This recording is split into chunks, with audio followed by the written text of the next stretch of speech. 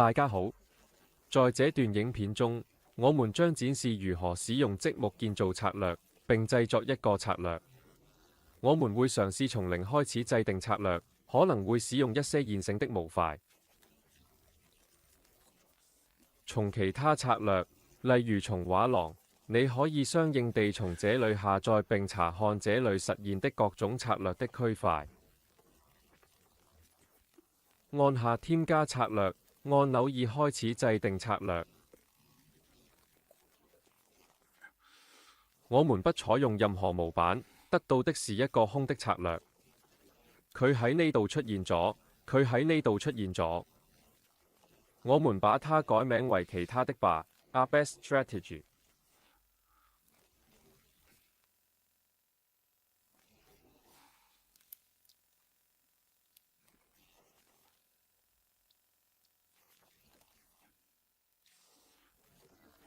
好，讓我們設置工作窗口。我們的托盤應該隨時可以使用所有可能的積木。每個立方體的特性會在這裏顯示。咁，我哋可以重新開始，當然可以將變數 variable 加入作為證券，但如果你計劃只交易一種證券，咁就唔一定需要。我們可以立即添加蠟燭，然後值會從這裏的安全字段中獲取。蠟燭5分鐘，還有對應的圖表面板。在圖表面板上，我們會顯示圖表。不如我們可以立即看看它是否能正常運作。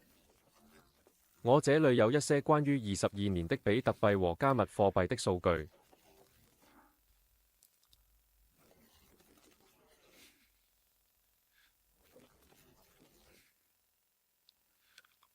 咁可以大約用1個月嚟睇下佢運作得唔得。本地開始購買 CAS 的金融工具。就係咁，圖表出現咗，代表佢運作緊。證券的價值來自於特殊領域。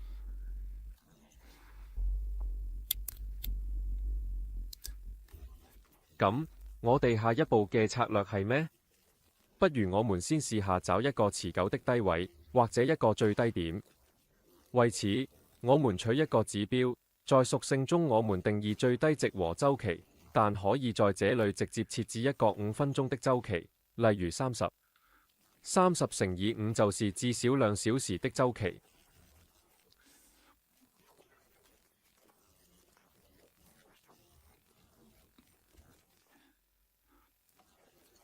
係啊，完全可以作為開始。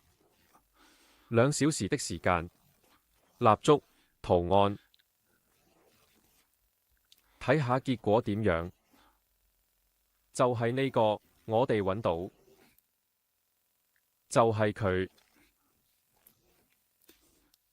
就係佢 lowest， 就係佢 lowest， 就係呢啲30個週期低位。係啊，係啊，咁係。呢度就係最低限度。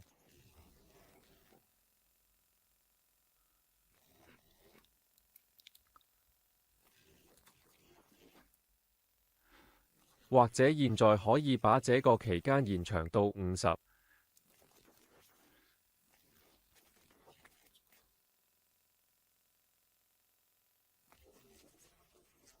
我們會得到一樣的東西，只不過會有些不同。50支蠟燭。這裏應該有50支蠟燭。當你建構圖表時，記得隨時檢查它是否正確計算。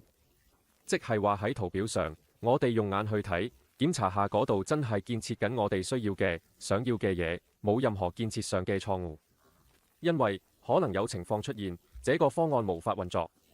我想我們在建立這些方案的過程中還能看到這一點。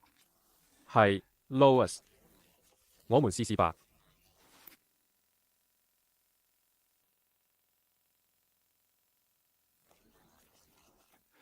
檢查以下內容 ：lowest 這個值是最低的，而 lowest 這個值我哋需要明白呢個喺邊度？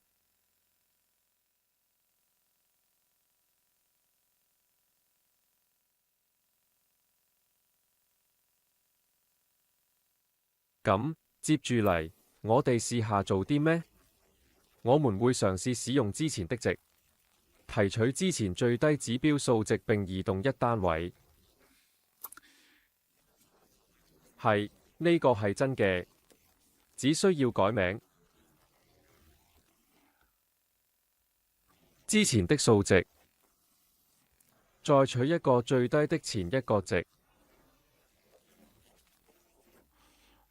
它會向我們回退20個值。我們在這種情況下想做什麼？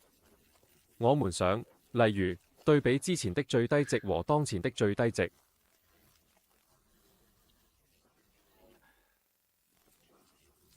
佢哋可以係相等，或者唔係。咁，我哋點樣比較呢？如果我們之前的數值比目前的最低值高於50的比較，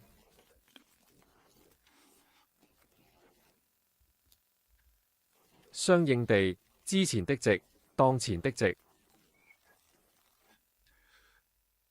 前一個值較大 ，value 一大過之前的值。如果它更大，這意味着我們用當前的值設置了新的低點。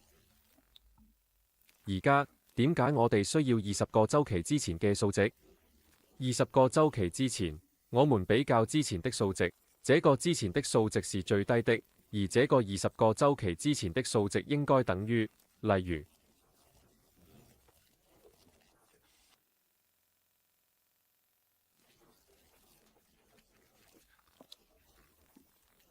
咁就代表我哋喺20個週期之前已經設立咗最低點，最少係20個週期之前、19個週期之前或者15個，唔緊要。我們設定了最低值，直到現在都沒有被突破。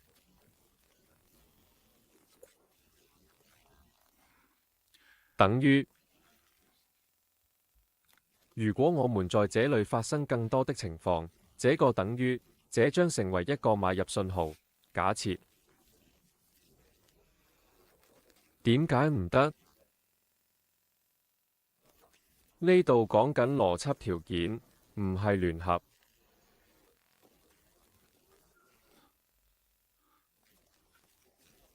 邏輯條件將是 I 操作運 I， 因為我們希望這個同時條件能夠滿足，即是話之前的數值必須大於現在的數值。並且之前的數值必須等於20次翻譯前的數值，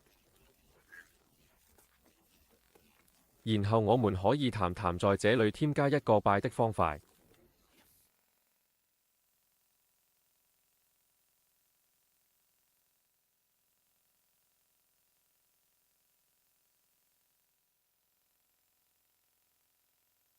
我們對註冊訂單做什麼？在這裏我們必須插入觸發器。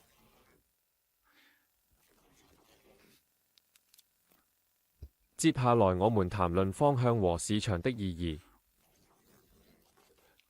咁其實就係咁多。咁呢度有咩啊？我們有紙張的意義，從大紙中取出，體積和容量需要以變量 variable 的形式設置。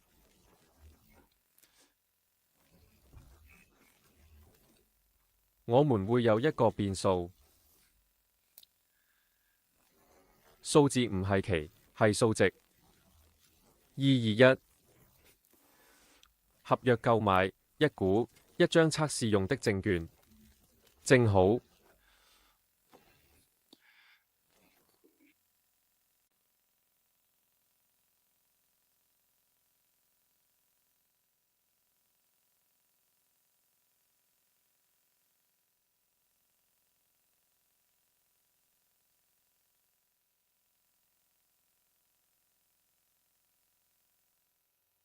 另一個編解碼器需要開啟位置嗎？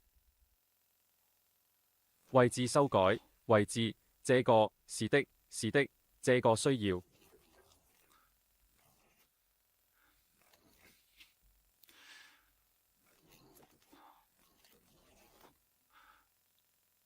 特性：開放職位用於購買方向。算法市場。我們談論的是這個立方體只是用來開倉、設定數量、投資組合、觸發點和取消。我們沒有取消條件。係呀，呢度我哋有咩平衡、結果申請、自家交易。明白。可以將策略交易插入策略圖，以便它們在圖表上顯示。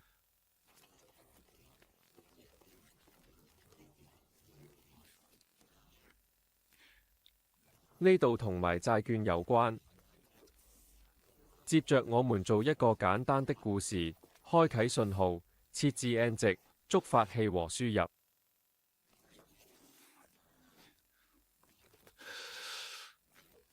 呢個就係我哋嘅觸發點。當我哋發生咗結束，當我哋入咗個位置，其實我哋有咁假設，我哋各自咗10個位置，10個項目，10個項目將會講述我們只是通過10個項目來實施策略。呢個修改咗立方體嘅位置。屬性包括我們的交易條件、平倉位置、賣出方向、市場訂單，所有相關信息。觸發器喺呢度。其實這一切都已經足夠了。我們來看看我們是否有什麼成果。1月冇任何交易。一宗交易在這裏買。已買入46,860.16，交易自1月2日起。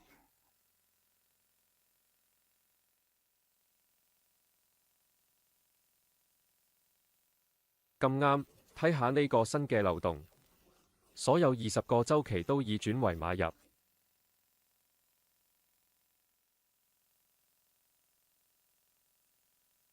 冇出路。讓我們看看 3WS 模式，這裏也使用了5個值。對，正確。呢度需要加蠟燭，咁計數器就可以運作。從這裏開始，加入到輸入中。我們認為的10個意義是什麼？呢個觸發器會啟動10個燭光值。我哋而家關閉所有，試下而家。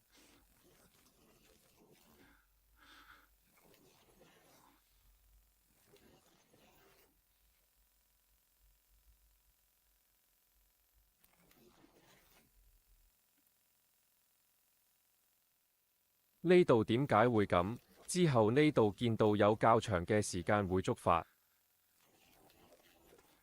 咁樣，我哋有 PND 係負面嘅。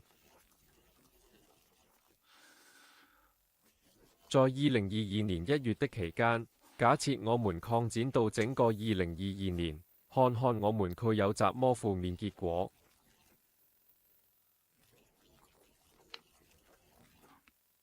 係呀。因為負面結果都係一種結果，佢而家係負數，唔係，呢個係正數。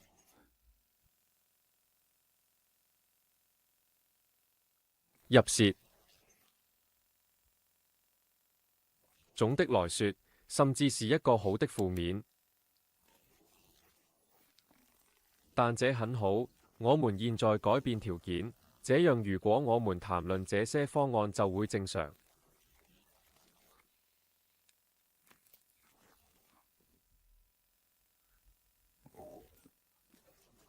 似乎我們在這裏進行進場交易和出場交易，可能需要將出口做得更大或推遲，因為例如我們在這裏進來，但很快就出去了。如果在這裏坐得久一點，那就會有相應的好處，可以這樣做，而這裏也是，這裏也是。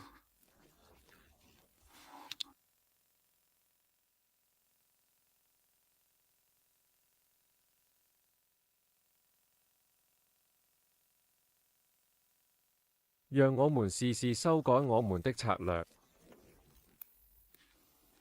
加埋呢度嘅最高值。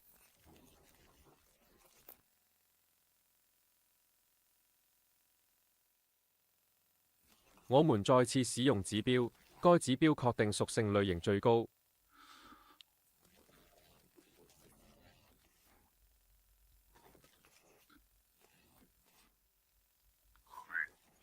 最高的50也攰拿。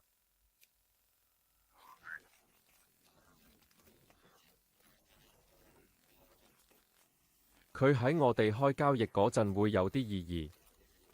我們必須以某種方式記住這個。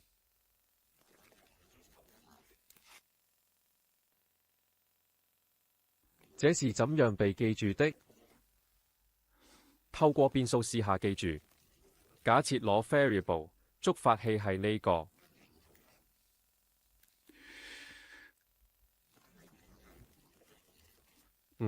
咁就係話呢度出現咗意義。意義來自最高值，觸發器僅在真時啟動，而這個值會被傳遞到變量中。到這裏，第二，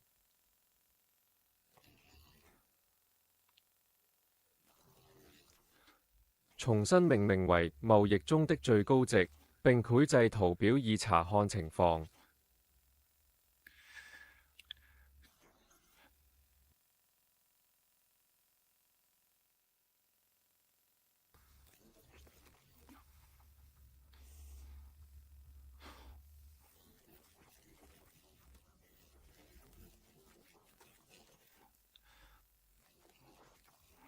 冇嘢會成功，冇嘢會直接畫出嚟。雖然奇怪，但最低的畫出 A， 變數卻沒有畫出，對嗎？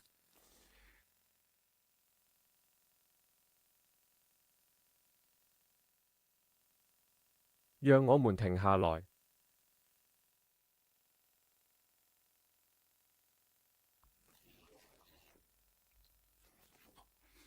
我們會停下來檢視哪些意義會進來。唔好，既然它已經開始了，這裏就不會有任何意義進來。完全打不中。停。返去2022年1月。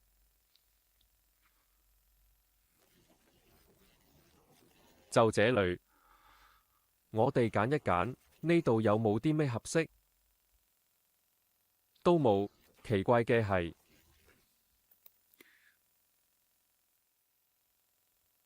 雖然不行，咁就停咗。係有意義嘅。47,990。係啊，我明白需要一個觸發器。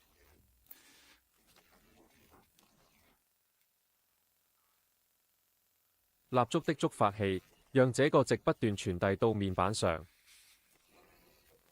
咁即係話而家冇呢個，我哋睇下。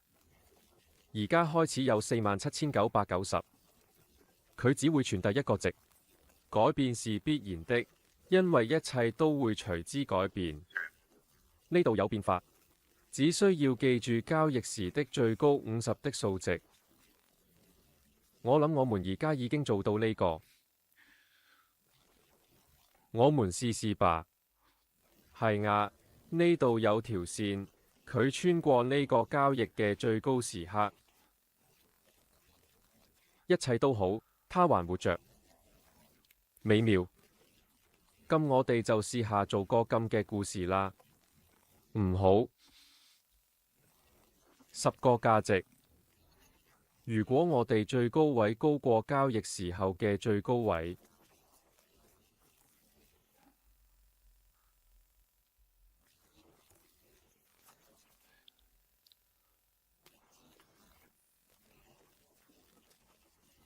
這將是我們的看法。點樣處理腳踭？我唔知幾時可以走。暫時不停止，看看會有什麼結果。為此轉換器，攞個轉換器，將呢度嘅數值抽出嚟。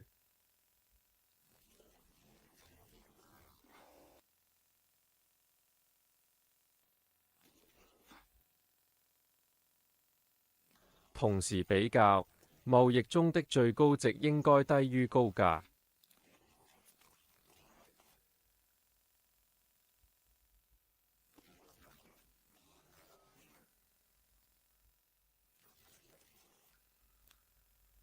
當啡料一小於啡料二時，即係當最高價超過交易最高價時，就係呢個第三個用來關閉交易。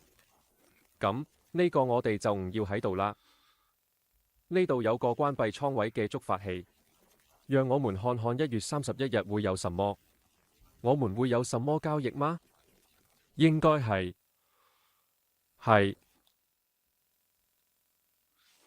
喺呢度，我哋當然損失咗一大筆錢，但係有好處。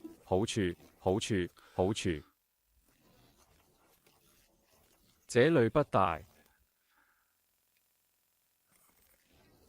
係佢唔會記得，唔緊要，唔記得。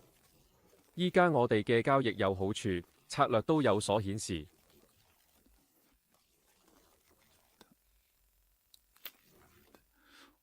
呢度仲可以做咩？可以在2022年12月前測試一下結果。首先，測試已進行，圖表未完成，盈虧過程中。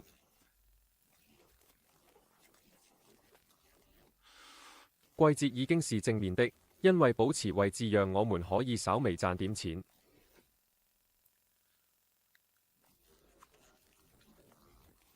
已經是負面的，相應地，我們在哪裡賺錢，在哪裡虧損？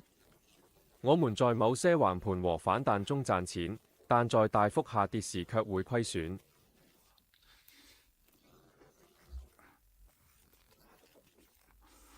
假設可以打開統計數據，最高專業為16000，整體來說，回撤達19000，恢復因子為-11，總共42個訂單。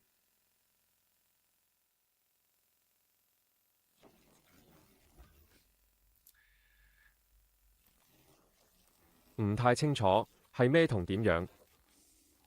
睇下呢度可以點樣實現停止？我哋10個位置都唔夠，但我哋可以點樣做呢？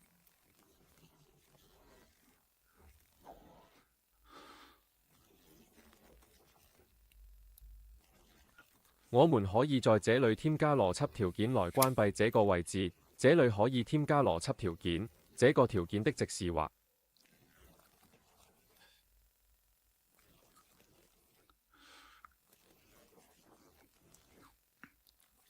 22或者10個購買日期的值，或者至少這個 tick 發送到這裡關閉。但係呢度我哋例如做咩呢？我們正在啟動優化，看看它的運作情況。呢度有設計師嘅優化，就呢個按鈕，例如可以講下2022年，或者話我哋可以做進一步優化。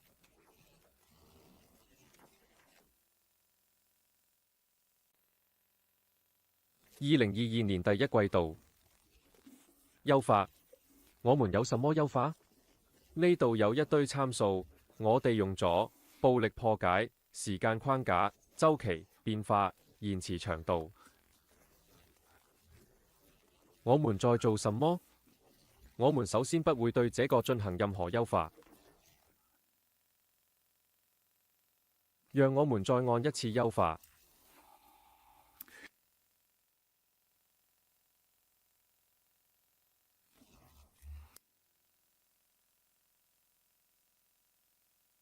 改變就唔好啦，唔好啦。一個留低。咁呢度係咩嚟？最高50，佢都可以留低。延遲長度，我們從10開始到150這個數字。150支蠟燭，我們可能會在第一步坐着，其實第二步也可以做，因為那裡的蠟燭多或少，沒有什麼特別的差別。所以我們會有非常少的優化。比特幣於2022年1月開始，2022年3月的季度。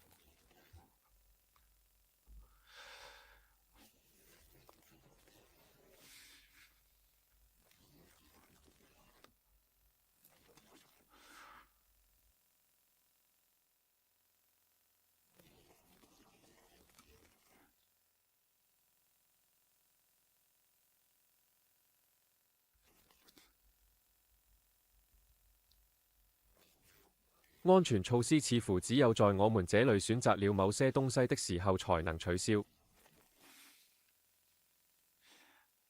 最大相對值、最大利潤。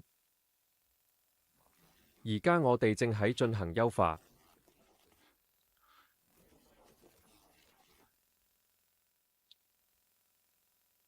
優化大約會有70。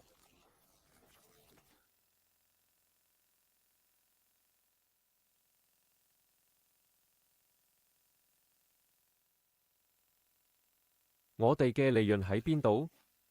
好吧，等一等，快到了。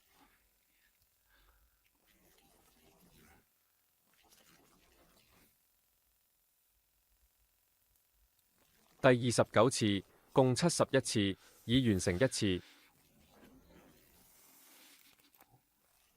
而家我哋會完成迭代，睇下邊啲數值可以產生最大嘅結果。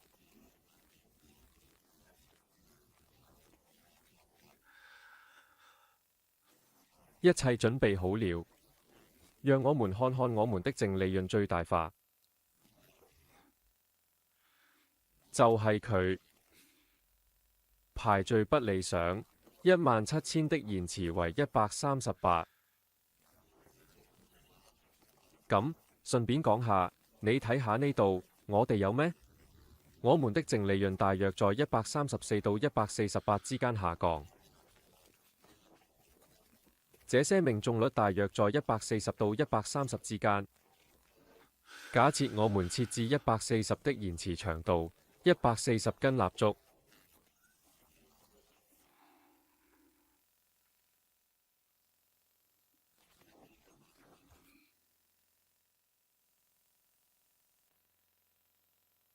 測試中，我們已經優化了所有內容。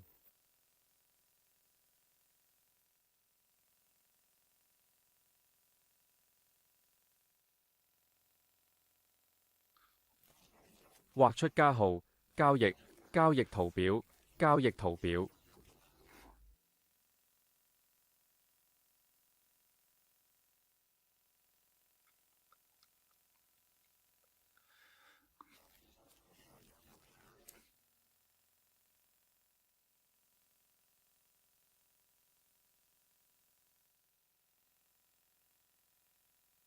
有趣。而家到22年尾，可能又會有負數，唔緊要。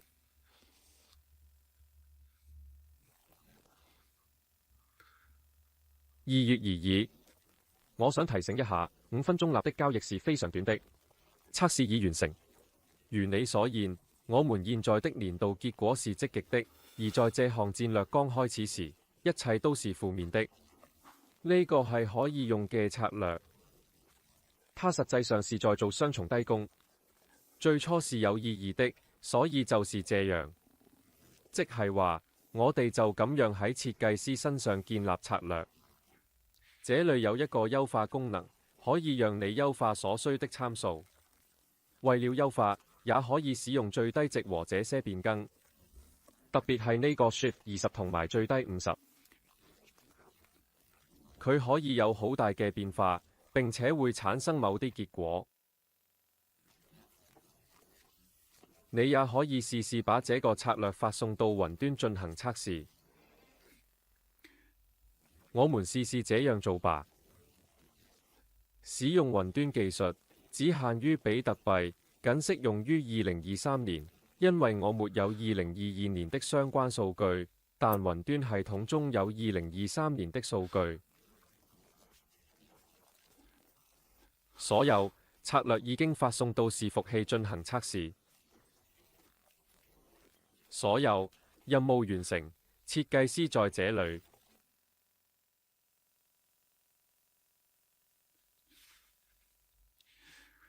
同樣正面嘅 PNL4525，唔知點解係2023年5月，唔知其他嘢去咗邊，唔好緊要。正值3月、4月、5月，我測試時問了什麼？好吧，這事不重要，有時候就是這樣。因此，你們大家也都好，請記得這個策略賺了4500的正面價值。如果用這種方式交易一個比特幣，當然那裡也有下滑，但要明白，他們無處不在。而家就係咁，多謝你嘅關注。